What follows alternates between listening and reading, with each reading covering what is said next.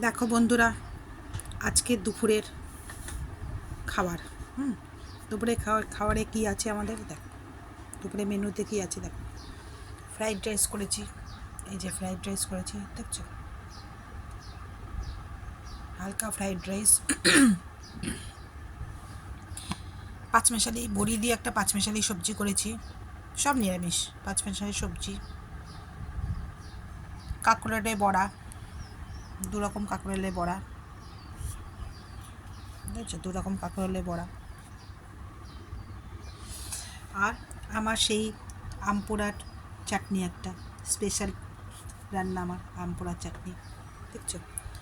এই fried rice, এই পাঁচমেশালি সবজি, এই কাঁকরোলের বড়া দুরকম, এই আমপোড়ার চাটনি দেখছো।